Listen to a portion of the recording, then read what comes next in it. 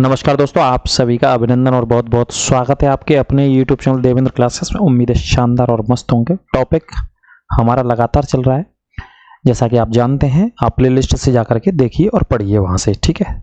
आज का जो अपना टॉपिक है वो ईस्ट इंडिया कंपनी के विषय में बात करेंगे। और ईस्ट इंडिया कंपनी में कौन कौन से लोग आए जो व्यापार करने के उद्देश्य से आए थे। हालांकि पूरी कंपनी व्यापार करने के उद्देश्य से आई थी। ईस्ट इंडिया कंपनी का कभी विश्लेषण किसी अन्य वीडियो में करेंगे, लेकिन आज जो टॉपिक चल रहा है उसी टॉपिक के हिसाब से मैं बात करता हूं, जो एग्जाम के हिसाब से है। टू द पॉइंट में बात करूंगा, ठीक है। जैसा पुर्तगाल पढ़ाए हैं, डचों के बारे में बता दिया। आज तीसरी क्लास है मेरी अंग्रेजों के विषय में, यानी कि ईस्ट इंडिया कंपनी के विषय में। तो देखिए थंबनेल आपके सामने है। ईस्ट इंडिया कंपनी का आगमन 1600 में इसकी स्थापना हुई थी। 1600 ईस्वी में ईस्ट इंडिया कंपनी की स्थापना कहां पे? लंदन में हुई थी, ठीक है। उस समय भारत के जो मुगल शासक थे, यानी कि मुगल राजा थे भारत में उस समय, वो अकबर थे। तो ये प्रश्न कई बार पूछ लिया जाता है ना। अकबर का शासनकाल था उत्तर भारत में, यानी कि मुगल साम्राज्य में। उस समय लंदन में ईस्ट इंडिया कंपनी की स्थापना होती है।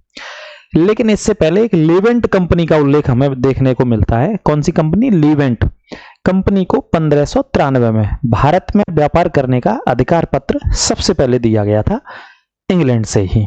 1593 में सबसे पहला भारत में व्यापार करने का अधिकार पत्र कौन सी कंपनी को दिया गया? लीवेंट कंपनी को। तो इसे भी नोट कर लेना।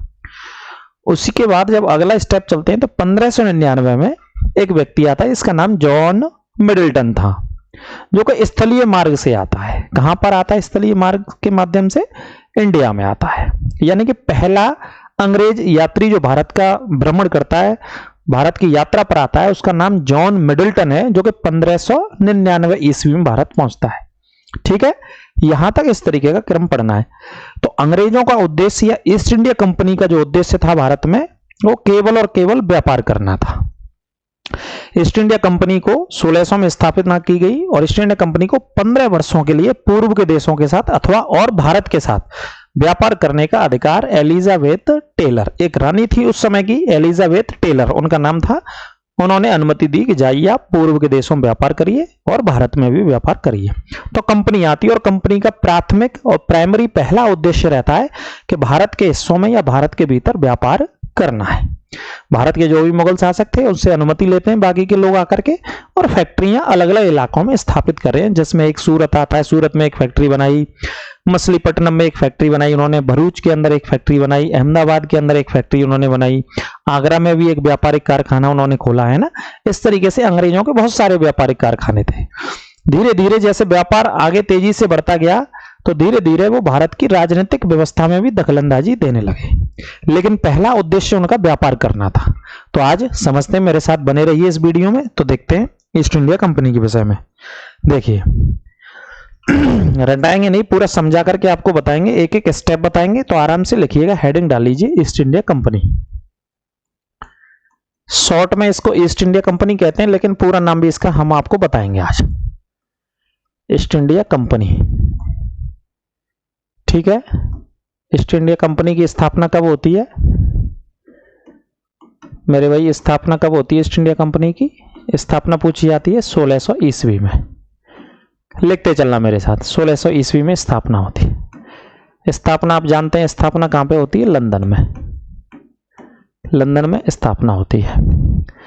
कई बार मैं आपको बता दूं, ईस्ट इंडिया कंपनी का जो पूरा नाम था, वो पूरा नाम आप एक बार लिख लीजिए, the governor and company of. पूरा नाम था the governor and company of, the governor and company of. ये पूरा नाम मैं आपको बता देता हूं, merchant of London, merchant of London.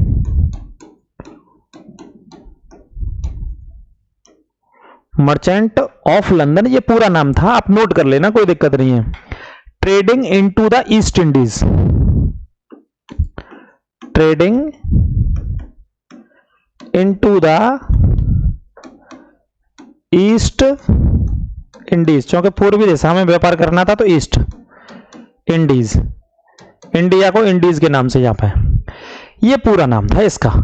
The governor and company merchant of London, ये लंदन लिखा है यहाँ पे। Merchant of London trading into the east Indies.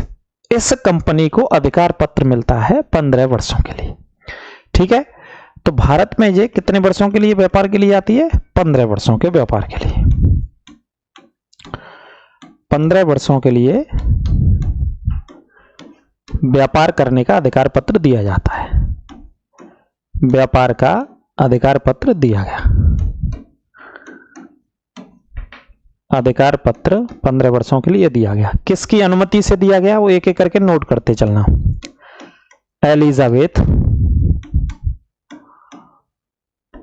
Elizabeth Taylor,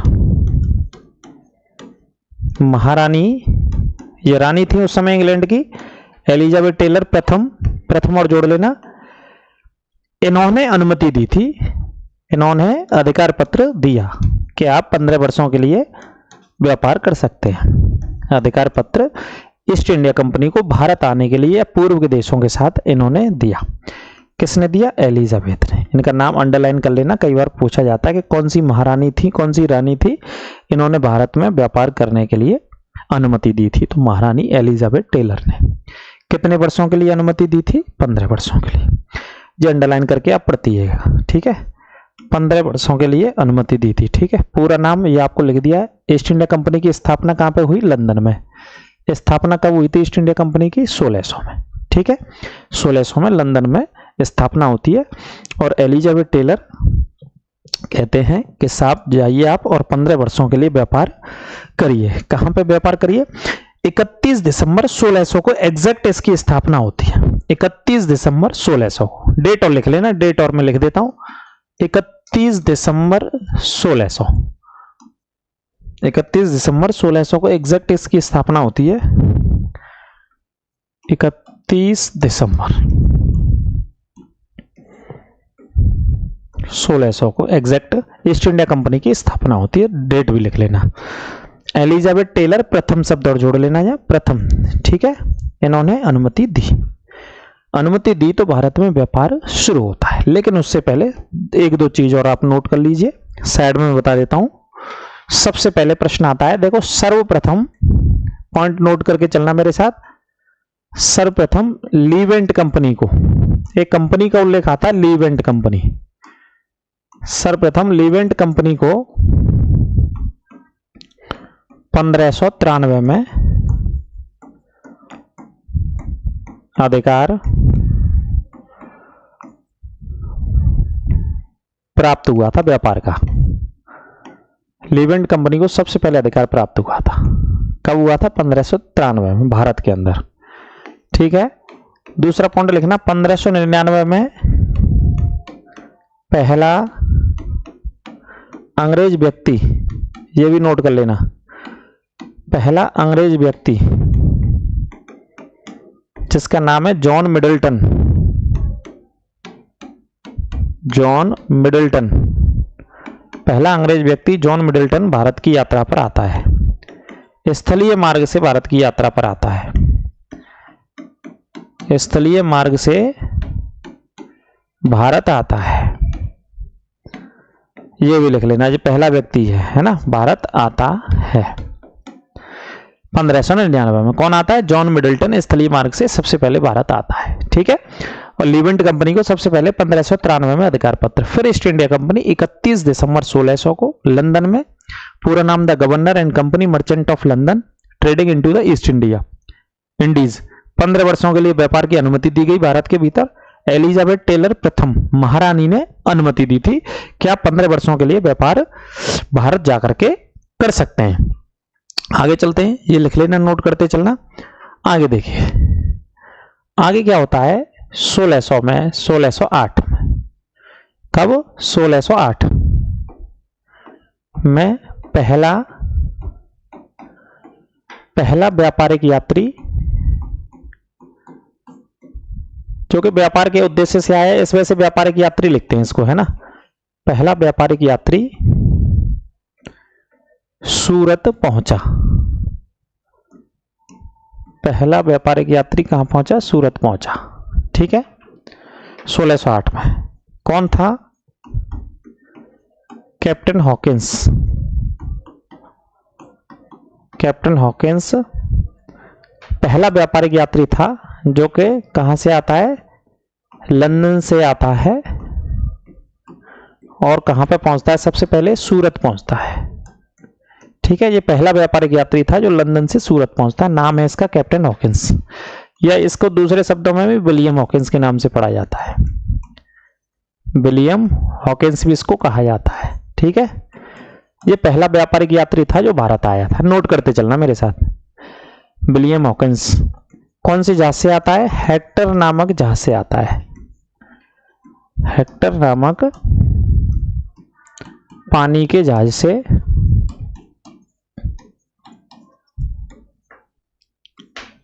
से आता है। हेक्टर नामक पानी के जहाज से पहला व्यापारिक यात्री विलियम हॉकिंस या कैप्टन हॉकिंस। कैप्टन इस वजह से कहते हैं क्योंकि उसी पानी के जहाज को चला करके लाया है। हेक्टर नामक पानी के जहाज को चला करके लाया। ठीक है, नोट कर लेना।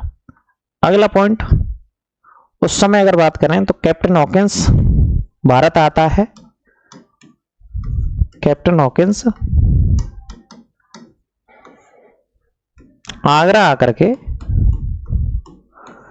आगरा आकर किससे मिलता है, आगरा आकर मुगल शासक, उस समय मुगल शासक कौन था बताइए कमेंट में। मुगल शासक किससे मिलता है, मुगल शासक जहांगीर से मिलता है। जहांगीर से मिलता है। ठीक है, जहांगीर से मिलता है कैप्टन हॉकिंस।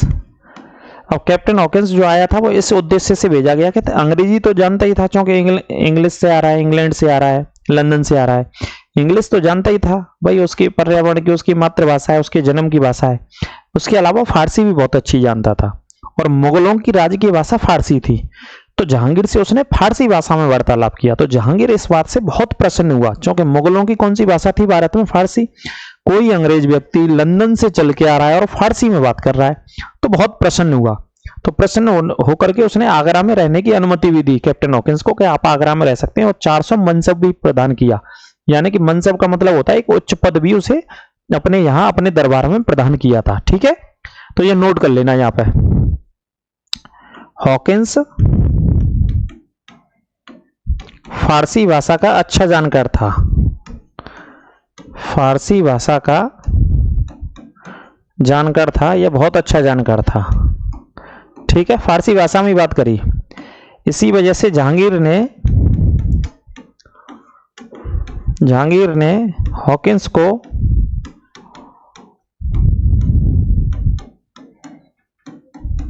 इंग्लिश खान की उपाधि से सम्मानित किया। इंग्लिश खान की उपाधि से सम्मानित किया। ठीक है, ये नोट कर लेना। हालांकि ये मुगलों का टॉपिक है, मुगल में भी आता है, इधर भी मैं आपको बता देता हूं।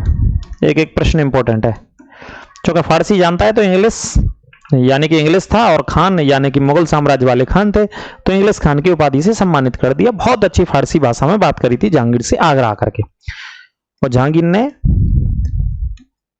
जो उच्च पद होता था, एक 400 मनसब जागीर प्रदान की, 400 मनसब की जागीर प्रदान की, और आगरा में रहने की अनुमति दी। आगरा में रहने की अनुमति दी, सब है ना। आगरा में लिख लेना, रहने की क्या दी, अनुमति दी। किसको अनुमति दी, किसको अनुमति दी, जहांगीर ने कैप्टन हॉकिंस को। तो ये विवरण है कैप्टन हॉकिंस और उनका। ठीक है, आगरा में रहा। अब क्यों आया था, व्यापारिक व्यक्ति था, व्यापार के उद्देश्य से आया था कि साहब मुझे व्यापार करना है। ईस्ट इंडिया कंपनी के तहत आया था, ईस्ट इंडिया कंपनी का ही सदस्य के रूप में आया था। तो जहांगीर से उसने अनुमति ली थी फैक्ट्री खोलने की, कि साहब व्यापारिक हमें कोठी खोलनी है। फैक्ट्रियों को कोठी भी कहते थे, कारखाना भी कहते थे, इंग्लिश में फैक्ट्री बोलते हैं। एक कारखाना या फैक्ट्री हमें खोलनी है साहब, तो उसके लिए आप हमें अनुमति दे दीजिए।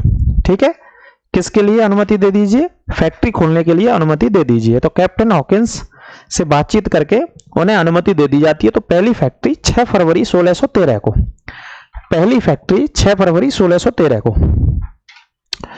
तो नोट करके लिखना, अंग्रेजों की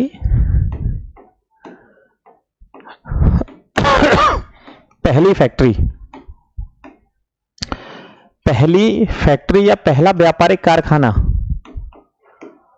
पहली फैक्ट्री 6 फरवरी 1613 को सूरत में स्थापित की गई। सूरत में स्थापित की गई पहली, इस वजह से खोलते हैं क्योंकि यह सफल कारखाना था। स्थापित की गई, कैसा था? सफल कारखाना था, इस वजह से इसको पहला कहा जाता है। वैसे तो मछलीपट्टनम में बनी थी 1611 में, तो पहला व्यापारिक कारखाना 1613 में सूरत में स्थापित किया गया। अंग्रेजों का पहला व्यापारिक कारखाना था 6 फरवरी 1613 को। जहांगीर की अनुमति से सूरत में स्थापित किया जाता है। इसके अलावा दक्षिण भारत में, पॉइंट बना के लिखना, दक्षिण भारत में पहली फैक्ट्री, दक्षिण भारत में पहली फैक्ट्री 1611 में मछलीपट्टनम में, 1611 में कहां पे? मछलीपट्टनम में, मछलीपट्टनम में स्थापित की गई, स्थापित की गई थी। ठीक है, हालांकि इसको पहली माना जाता है मछलीपट्टनम वाली को 1611 में पहली मानते हैं कि अंग्रेजों की पहली फैक्ट्री बताइए, तो मछलीपट्टनम में इन्होंने खोली थी। मछलीपट्टनम आंध्र प्रदेश में है। मछलीपट्टनम कहाँ है? आंध्र प्रदेश में 1611 में। हालांकि ये असफल हो गई थी, एक पॉइंट नोट कर लेना, ये फैक्ट्री क्या हो गई थी मेरे भाई? असफल हो गई थी ये फैक्ट्री, है ना। 1611 वाली जो फैक्ट्री है मछलीपट्टनम वाली, ये क्या हो गई थी? असफल हो गई थी, फेल हो गई थी, ये असफल हो गई थी, ये लिख लेना। इस वजह से इसको ज्यादातर पूछता भी नहीं और आती भी नहीं एग्जाम में। ये असफल हो गई थी। पहली सफल फैक्ट्री कौन सी थी? पहली सफल फैक्ट्री 1613 की, 6 फरवरी 1613 को ये सूरत शहर में स्थापित की गई। पहला सफल कारखाना यही था। तो ये इंपॉर्टेंट पॉइंट यहां से पूछा जाता है, यहां से पूछा जाता है मेरे भाई। ठीक है, नोट कर लेना, एक एक पॉइंट नोट कर लेना। अगर कहीं पर कोई दिक्कत लगे आपको तो बताइएगा। ठीक है, राजा जेम्स प्रथम का राजदूत के रूप में जो आया था, राजा जेम्स प्रथम ने भेजा था। कैप्टन हॉकिंस को भेजा किसने था? कई बार क्वेश्चन आ जाता है। तो कैप्टन हॉकिंस आया था भारत, हेक्टर नामक पानी के जहाज से आया था, पानी के जहाज से आया था। लेकिन किसके राजदूत के तौर पे आया था ये कैप्टन हॉकिंस, है ना। तो कैप्टन हॉकिंस को किसने भेजा था? जेम्स ने भेजा था, है ना। जेम्स प्रथम के दूत के तौर पर वो आया था। जेम्स प्रथम के दूत के तौर पर 1608 में आता है। ये नोट कर लेना, है ना, मैं लिख भी देता हूं यहां पे, एग्जाम में आता है। जेम्स प्रथम राजा था वहां का, जेम्स प्रथम राजा था, इसी के दूत के तौर पर ये आया था। ठीक है, आगे चलते हैं। अब एक एक पॉइंट नोट करते चलना, अब आगे चलेंगे। ठीक है, आगे कहानी समझते हैं। ईस्ट इंडिया कंपनी का उद्देश्य मैं कह चुका हूं, उद्देश्य क्या था? व्यापार करना था। पहली फैक्ट्री खुल गई। उसके बाद 18 सितंबर 1615 को, 18 सितंबर 1615 को, ये डेट लिखते चलना। दूसरा यात्री आता है जेम्स प्रथम का, ये राजा था वहां का, जेम्स प्रथम का दूत। जेम्स प्रथम का दूत कौन आता है यहां पे? 18 सितंबर 1615 को जेम्स प्रथम का दूत, कौन सा दूत आता है? फिर आता है सर टॉमस रो। कौन सा व्यक्ति आता है? Sir Thomas Roe. Thomas Roe भी इसको बोला जाता है, सर थॉमस रो आता है। सर थॉमस रो आता है। कब आता है? 18 सितंबर 1615 को सर थॉमस रो भारत आता है। ठीक है, जेम्स प्रथम के राजदूत के तौर पर। आगे बात करते हैं। फिर ये आगे क्या करते हैं कि 1632 में आगे क्या करते हैं? 1632 में गोलकुंडा, जो कि आंध्र प्रदेश के भीतर स्थित है। कौन सी जगह? गोलकुंडा, जो आंध्र प्रदेश के भीतर स्थित है। वहां के सुल्तान से कुछ सोने की मुद्राएं देकर के व्यापार करने के लिए फरमान प्राप्त करते हैं, अधिकार प्राप्त कर लेते हैं गोलकुंडा के सुल्तान से। ठीक है, 1639 की मैं बात कर रहा हूं। कौन सी वर्ष है? 1639 में, है ना। 1632 में, सॉरी, गोलकुंडा से व्यापार करना शुरू करते हैं। किससे व्यापार करना शुरू करते हैं? गोलकुंडा से, है ना। अब मैं थोड़ा सा मानचित्र के माध्यम से आपको बता देता हूं चीजों को। किसके माध्यम से? मानचित्र के माध्यम से। तो देखिए, है ना, उससे बहुत अच्छा और इजीली समझ पाएंगे आप। इससे तो नोट कर ही लीजिएगा। अब देखिए इस तरीके से थोड़ा सा,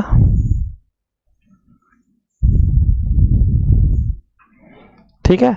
अब यहां से मानचित्र के माध्यम से समझ लेते हैं। अब जो अगली वर्ष है वो 1632 है, तो यहां पे आंध्र प्रदेश वाला जो हिस्सा है, आंध्र प्रदेश वाला हिस्सा, ठीक है, आंध्र प्रदेश वाला हिस्सा यहां पे कहीं पड़ता है, इस हिस्से में मान लीजिए, यहां बना लेता हूं मैं, नीचे तो तमिलनाडु हो जाएगा थोड़ा सा, आंध्र प्रदेश वाले हिस्से की बात कर रहा हूं। तो आंध्र प्रदेश में कौन सा हिस्सा, गोलकोंडा, गोलकोंडा से व्यापार करते हैं, जे व्यापार के लिए अधिकार प्राप्त करते हैं। यहाँ का सुल्तान था, उससे समझौता करते हैं, एक संधि करते हैं, उसके तहत व्यापारिक अधिकार प्राप्त करते हैं गोलकोंडा, जो कि कोहिनूर के हीरे के लिए विश्व प्रसिद्ध था। कोहिनूर का हीरा भारत में सिर्फ एक जगह से प्राप्त हुआ, वो तो गोलकोंडा की खान से, और ये आंध्र प्रदेश के अंदर स्थित है। यहाँ का एक राजा हुआ करता था उस समय, तो इन्होंने व्यापार के लिए यहाँ से संबंध स्थापित किए। कब की बात बता रहा हूं मैं आपको, 1632, नोट कर लेना, 1632 में गोलकोंडा से व्यापार करना शुरू करते हैं। कौन व्यापार करना शुरू करते हैं, अंग्रेज। गोलकोंडा आंध्र प्रदेश से 1632 में। 1632 के बाद अगला वर्ष जो आता है 1639 में, यह मद्रास की बात करेंगे, तमिलनाडु की, बिल्कुल वर्ष कौन सी है, 1639। 1639 में ये कौन सा इलाका, मद्रास की बात कर रहा हूं मैं, मद्रास के बारे में बता रहा हूं। मद्रास को एक किराए पर लेते हैं, जे फ्रांसिस डे नामक एक अंग्रेज था, एक अंग्रेज का उल्लेख है, फ्रांसिस डे किराए पर ले लेता है, पट्टे के तौर पे ले लेता है, जैसे गांव में कहते हैं ना कि पट्टे पे जमीन ले ली, ऐसे मद्रास को 1639 में पट्टे पर लेता है चंद्रगिरी के राजा से। यहाँ पे एक चंद्रगिरी बहुत बड़ा राज्य था, चंद्रगिरी के राजा से मद्रास को पट्टे पर लिया जाता है 1639 में, ठीक है, अंग्रेजों के द्वारा। किस लिए लिया जाता है, वही व्यापार करने के लिए। पहला उद्देश्य तो व्यापार था, सब जगह से व्यापार हो रहा है, गोलकोंडा से, मद्रास से, है ना, तो यहां इसको पट्टे पर लिया जाता है। फिर इसके बाद यहाँ पे एक किला भी बना देते हैं वो मद्रास के भीतर, एक किला बनाते हैं, वो किले के बारे में बता देता हूं आपको। मद्रास के भीतर बना देते हैं एक किला, कौन बनाते हैं, अंग्रेजों के द्वारा, फोर्ट सेंट जॉर्ज। कौन सा किला बनाते हैं, फोर्ट सेंट जॉर्ज, ये किला भी बना देते हैं, बहुत प्रसिद्ध है, आज भी है, जो मद्रास के अंदर ये किला स्थित है, ठीक है। उस अंग्रेज का नाम फ्रांसिस डे लिख लेना, जिसने इसकी स्थापना करी, और मद्रास का संस्थापक भी उसको कई किताबों में लिखा गया, फ्रांसिस डे। फ्रांसिस डे को संस्थापक माना जाता है, ठीक है, ये नोट कर लेना, मद्रास का संस्थापक Francis Day 1639 Fort Saint George किले की स्थापना करते हैं मद्रास के भीतर, और व्यापार भी करते हैं। क्या करते हैं, व्यापार, ठीक है, ये नोट करते चलना। अब उड़ीसा के अंदर 1633 में, उड़ीसा के अंदर मानचित्र के माध्यम से आप बेहतर समझ पाएंगे। तो जैसे मान लीजिए यहां उड़ीसा वाला इलाका है, वर्ष है आपकी 1633, ठीक है, और जगह का नाम है बालासोर, आज भी है, जो जिला है उड़ीसा का, यहाँ तूफान वगैरह जो आते हैं उनके लिए अनुसंधान स्थापित किया भारत सरकार ने, ठीक है। 1633 में बालासोर में पूर्वी भारत की पहली फैक्ट्री बनाते हैं। क्या बनाते हैं, यहाँ पे फैक्ट्री स्थापित करते हैं व्यापार के लिए, सब व्यापार के लिए फैक्ट्री बनाई जा रही है। बस आपको सिर्फ दो चीज याद रखनी है कि व्यापार के लिए जो फैक्ट्रियां ज्यादातर बनाई गई वो समुद्रों के किनारे बनाई गई, कहीं कहीं बीच में भी बनाई गई हैं, सब समुद्र के किनारे मिलेंगे जितनी फैक्ट्री मिलेंगी आपको कहीं ना कहीं। गोलकोंडा है, ये भी आंध्र प्रदेश का बंगाल की खाड़ी से लगता हुआ इलाका, कोहिनूर का हीरा यहाँ पाया जाता है। मद्रास भी आप जानते हैं तमिलनाडु की राजधानी है, यहां से फ्रांसिस डे ने इसको किराए पर लिया, फिर व्यापार करना शुरू किया 1639 में। 1633 में उड़ीसा के अंदर पहली वालासोर नामक इलाके में ये फैक्ट्री स्थापित करी, ब्रैकेट में उड़ीसा लिख लेना। पूर्वी भारत की पहली व्यापारिक फैक्ट्री थी 1633 के भीतर, ठीक है, ये पॉइंट नोट कर लेना। आगे बात करते हैं, इधर में सूरत वाली फैक्ट्रियों के विषय में भी आपको बता देता हूं, मछलीपट्टनम और सूरत है ना, एक और लिख लेना, जब बीच में यहां पर सबसे पहली कौन सी फैक्ट्री इन्होंने खोली थी, मछलीपट्टनम में। सबसे पहला जो कारखाना खोला वो मछलीपट्टनम में खोला था। कब खोला था मछलीपट्टनम में, 1611 में। और मछलीपट्टनम कौन से राज्य में स्थित है, आंध्र प्रदेश में, ठीक है, आंध्र प्रदेश में स्थित है मछलीपट्टनम 1611। ये नोट कर लेना, कोई दिक्कत हो तो बताइएगा, शक समस्या कहीं पर किसी भी प्रकार से मेरे साथ इसी तरीके से पढ़े, मैं इनको चाहता तो वैसे भी पढ़ा देता अंडरलाइन करके, है ना, नोट्सों के माध्यम से, लेकिन आप ऐसे समझिए। और जो सबसे पहली जो सफल इनका कारखाना था, सबसे प्रसिद्ध रहा, वो कारखाना कहाँ पे था? सूरत में। ये गुजरात वाला इलाका है, मान लीजिए यहाँ पे वो कारखाना था आपका। सूरत में गुजरात में 3 कारखाने थे इनके, है ना, गुजरात में थे 3 कारखाने। तो जैसे मान लीजिए ये सबसे प्रसिद्ध और पहली व्यापारिक फैक्ट्री कहां पे थी इनकी? सूरत में। सूरत समुद्र के किनारे है, बंदरगाह भी है। और कब स्थापना करते हैं इसकी? 1613 में। कब स्थापित होती है ये सूरत वाली? 1613 में, ठीक है, 1613 में स्थापित होती है। इसके अलावा ये एक और कारखाना बनाते हैं और उस कारखाने का नाम है भरूच, गुजरात में ही भरूच। इसके अलावा एक और कारखाना बनाते हैं अहमदाबाद में। ये व्यापार करने के लिए इन्होंने स्थापित करी है ये फैक्ट्रियां, अहमदाबाद, भरूच और सूरत, ठीक है। लेकिन इसको आप याद रखिएगा, वर्षों में ये पूछी जाती है, क्योंकि ये सफल कारखाना था ब्रिटिश सरकार का। कैसा था? सफल कारखाना था। सूरत वाला 6 फरवरी 1613 को स्थापना की गई। सूरत के अलावा भरूच और अहमदाबाद ये भी व्यापारिक फैक्ट्रियां थी, ठीक है। इन सभी स्थानों से अंग्रेजों के द्वारा, ब्रिटिश सरकार के द्वारा व्यापार किया जाने लगा, व्यापार किया जाने लगा, ठीक है। इसके अलावा उन्होंने राजस्थान में ऊपर चलेंगे तो अजमेर में, आगरा में, बुरहानपुर में, यहां भी व्यापारिक फैक्ट्री थी। जैसे मध्य में आएंगे तो एमपी का इलाका आएगा, तो एमपी के बुरहानपुर में भी एक फैक्ट्री की स्थापना करी इन्होंने। ये एमपी में पड़ती है, जगह लिख लेना, एमपी के बुरहानपुर में एक फैक्ट्री की स्थापना करते हैं ये, ठीक है। इसके अलावा अजमेर में, राजस्थान वाला इलाका आएगा तो अजमेर में, राजस्थान कहाँ है? गुजरात से ऊपर है। इसे हटा दूं तो मैं आपको लिख देता हूं। यहां से ऊपर चलेंगे तो जो राजस्थान वाला इलाका आएगा, यहां अजमेर में उन्होंने एक फैक्ट्री की स्थापना करी, है ना। ये कारखाना अजमेर में भी खोला, राजस्थान के अजमेर में। इसके अलावा यूपी में यहां कहीं आ जाएंगे तो आगरा में भी इनका एक कारखाना था ब्रिटिश सरकार का। आगरा के अंदर भी एक कोठी खोली, एक कारखाना खोला व्यापार करने के लिए। तो ये सभी व्यापारिक स्थल थे ब्रिटिश सरकार के। सबसे पहला कौन सा था जो असफल हो गया? वो ये था। ये क्या हो गया था? ये असफल हो गया था, यहां लिख लेना, मुसलीपट्टनम वाला असफल कारखाना था 1611 में, लेकिन सफल कारखाना 1613 का सूरत का था। ये सफल कारखाना था सूरत वाला, इस पॉइंट को भी आप नोट कर लेना। तो कहने का मतलब है ईस्ट इंडिया कंपनी भारत में आती है और भारत के अलग अलग इलाकों में व्यापारिक फैक्ट्री खोलती है, और उद्देश्य उनका क्या था? व्यापार करने का ही था। इसी बीच में कुछ एक घटनाएं होती हैं, उनके विषय में मैं आपको बता देता हूं। जैसे कि अगला लिखते हैं, पुर्तगाली भी यहाँ पे व्यापार कर रहे थे पहले से मेरे भाई, है ना। पुर्तगाली भी ऑलरेडी थे, क्योंकि सबसे अंत में गए पुर्तगाली, भारत को, गोवा को छोड़कर 1961 में गए थे, गोवा को आजाद करके, है ना।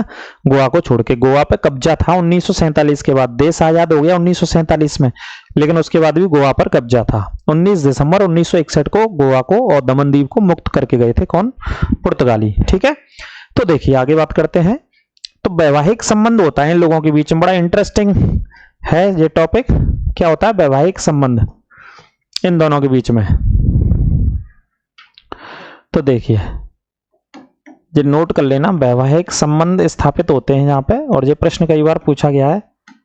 वैवाहिक संबंध किन 2 शक्तियों में स्थापित होते हैं? 2 शक्तियों के बीच में वैवाहिक संबंध होते हैं, पुर्तगाली शक्ति के बीच में, क्योंकि पुर्तगाली तो ऑलरेडी पहले से थे यहाँ पे, और इधर अंग्रेजों के बीच में, यानी कि ईस्ट इंडिया कह सकते हो आप एक तरीके से।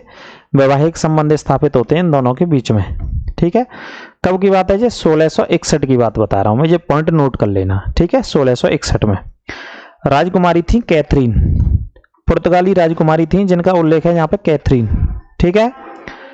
अब इनका महारानी जी का शादी होती है राजा से, और राजा का नाम था चार्ल्स सेकंड।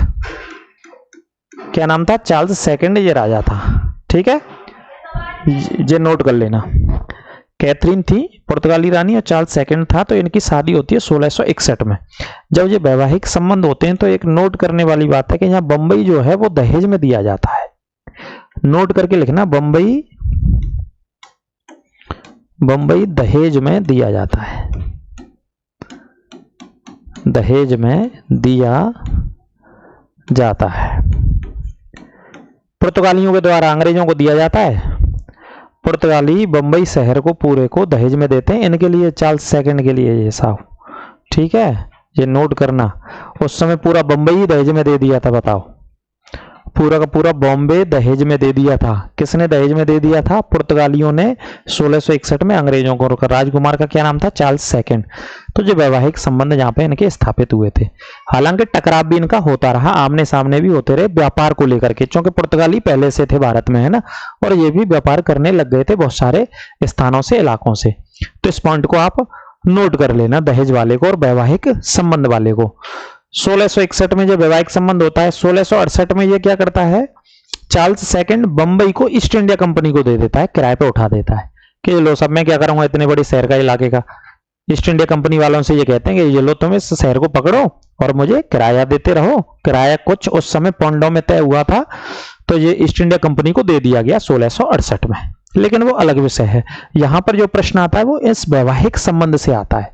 इस संबंध को याद रखना, इस महारानी को याद रखना। बंबई पूरा दहेज में दे दिया। आजकल तो आपको पता है साइकिल के ऊपर, मोटरसाइकिल के ऊपर तमाम चीजें हैं जो सामाजिक जीवन में है, मानव जीवन में है, उनके ऊपर अंतरकलह या विद्रोह होता रहता है, ठीक है। लेकिन उस समय पूरा शहर दे दिया था। आगे बात करते हैं कुछ शहरों की, जैसे मद्रास, कलकत्ता और बंबई के बारे में बात करेंगे, ठीक है। जैसे इन तीनों शहरों की स्थापना किसने करी मुख्य तौर पर? जैसे तीन बड़े शहर थे, ये तीन बड़े शहर, प्रेसिडेंसी शहर इनको कहा जाता था। क्या बोला जाता? प्रेसिडेंसी। तीन बड़े प्रेसिडेंसी, ठीक है। तो तीन बड़े प्रेसिडेंसी थे।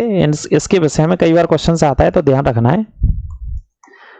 जैसे कि एक आपका कलकत्ता है ना, इसके अलावा बंबई और मद्रास, इनके बारे में पूछ लेता है कि तीनों शहरों की नींव किसने रखी, किसने स्थापित किया। तो तीनों शहरों का जो उल्लेख है वो अंग्रेजों से रिलेटेड है। तीनों की स्थापना अंग्रेजों के द्वारा की गई। जैसे कलकत्ता की स्थापना के बारे में कहा जाता है कि एक व्यक्ति था जिसका नाम था जॉब चार्नक। कलकत्ता को किसने बसाया था? जॉब चार्नक नामक व्यक्ति ने बसाया था। तो ये नाम लिख लेना, ये स्थापना करी थी, है ना। बंबई की बात करें तो इसका गवर्नर बना था वो व्यक्ति बंबई का, और काफी सालों तक गवर्नर की हैसियत से काम किया, जिसका नाम था गेराल्ड। पूरा नाम गेराल्ड ओंगियार है इसका नाम। बंबई का गवर्नर था गेराल्ड ओंगियार, लिख लेना। मद्रास की बात करते हैं तो मद्रास में फ्रांसिस डे नाम का व्यक्ति था जिसने ये किराए पर लिया था, उसी ने स्थापना करी ऐसा कहा जाता है, फ्रांसिस डे ने। और वर्ष यहाँ 1639 पड़ी जाती है फ्रांसिस डे की, ठीक है, ये लिख लेना। यहाँ पर 1690 पड़ी जाती है कि कब स्थापना हुई कलकत्ता की, कब की गई? 1690 में। इधर बंबई की 1667 के आसपास पड़ी जाती है, ठीक है। तो इन वर्षों को पढ़ते हैं कि इन अंग्रेजों का मुख्य योगदान रहा इन तीनों बड़े शहरों को स्थापना करने में। तीनों बड़े शहरों को स्थापना करने में इनका मुख्य योगदान रहा। किनका मुख्य योगदान रहा? ब्रिटिश शासक के लोगों का, ठीक है। इस पॉइंट को याद रखना। वैसे 1611 में एक बार सूरत में एक इलाका पड़ता है स्वाली, वहां पर लड़ाई भी हो गई थी, पुर्तगालियों को हरा दिया था कैप्टन थॉमस ने, है ना, वो बताएंगे अभी। तो जॉब चार्नक ने 1690 में कलकत्ता की स्थापना करी, बंबई की गेराल्ड ओंगियार 1667 से, फ्रांसिस डे 1639 में मद्रास की स्थापना। ये बड़े शहरों की स्थापना का श्रेय अंग्रेजों को जाता है, यानी कि ईस्ट इंडिया कंपनी के लोगों को जाता है। ये पॉइंट नोट कर लेना, ठीक है, ये पॉइंट नोट कर लीजिएगा। तो सिर्फ टू द पॉइंट में बात कर रहा हूं ईस्ट इंडिया कंपनी के विषय के। बाकी का जो चर्चा करेंगे वो तो मुगलों के विषय में तो बहुत सारे पॉइंट हैं ही, है ना, मुगलों के विषय में बहुत सारे पॉइंट हैं। टू द पॉइंट में आपको बात कर रहा हूं, ये पूरा मैंने बता दिया आपको। और ये स्थापना हो गई इन शहरों की, ठीक है। आगे बात करते हैं। देखिए आगे इसमें ज्यादा चलेंगे तो फिर मुगल साम्राज्य में हम प्रवेश करेंगे और उसका टॉपिक लेंगे अलग से, मैं आपको बता दूं, उसका टॉपिक लेंगे अलग से, ठीक है। 1717 में भी आते हैं वैसे, है ना। औरंगजेब के समय में भी हम एक चर्चा एक पढ़ते हैं, है ना। एक सर जॉन चाइल्ड करके नाम था, वो बड़ा परेशान करता था, उसे औरंगजेब ने निष्कासित कर दिया था भारत से, ठीक है। एक अंग्रेज अधिकारी था जिसका नाम था जॉन चाइल्ड नामक अधिकारी था। वो मुगलों के व्यापारिक जहाजों को रोकता रहता था, परेशान करता था, हस्तक्षेप करता था। उस समय मुगल शासक था औरंगजेब। औरंगजेब ने क्या किया, अटैक करवा दिया, आक्रमण करवाया और उसे भारत से निष्कासित कर दिया। फिर उसने माफी जैसे तैसे मांग करके वो भारत में रुका रहा। प्रश्न पूछा जाता है कई बार, औरंगजेब ने कौन से अंग्रेज अधिकारी को भारत से निष्कासित कर दिया था? तो सर जॉन चाइल्ड को। ठीक है, ये नोट कर लेना जो मैंने बोल दिया आपके लिए, ज्यादा लंबी कहानी इसमें है नहीं, तो मैंने आपको बता दिया है। ठीक है, एक मुगल शासक था फर्गुसियर। फर्गुसियर मुगल शासक था। तो 1717 की घटना है। फर्गुसियर के दरबार में अंग्रेज पहुंचते हैं। ठीक है, और 3 लोग पहुंचते हैं। 3 लोगों में से एक एक्सपर्ट था मेडिसिन का, दवाइयों का डॉक्टर था, और फर्गुसियर को कोई बीमारी थी बहुत भयंकर। तो फर्गुसियर की उसने बीमारी सही कर दी, ऐसा लिखा है उस अंग्रेज ने। इसी बीमारी को सही करने के एवज में व्यापारिक अधिकार दे दिए 3-4 शहरों के फर्गुसियर ने। किनको दे दिए थे? अंग्रेजों को दे दिए थे। तो धीरे धीरे अंग्रेजों के बारे में हम अंदर पढ़ेंगे, एक एक टॉपिक में पढ़ेंगे। अभी जो टॉपिक था ईस्ट इंडिया कंपनी का था।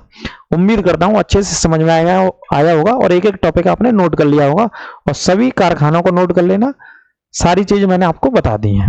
कारखाने यह बहुत इंपॉर्टेंट है। ठीक है, इनको नोट कर लेना, कहां कहां पर ब्रिटिश सरकार के कारखाने थे, यहां से उन्होंने व्यापार करना शुरू किया। इसके बाद फ्रांस के लोगों की हम बात करेंगे। फ्रांस के बाद फिर भारत के अंदर प्लासी के युद्ध का डिटेल से चर्चा करेंगे, बक्सर के युद्ध बताएंगे, वांडीवास की लड़ाई बताएंगे, कर्नाटक के युद्धों की बात करेंगे। फ्रांस के लोगों को कल बताएंगे, कल आएगी वो क्लास। तो फ्रांस और अंग्रेजों के बीच में 3 कर्नाटक के युद्ध होते हैं, यानी कि फ्रांसीसियों के बीच में और अंग्रेजों के बीच में।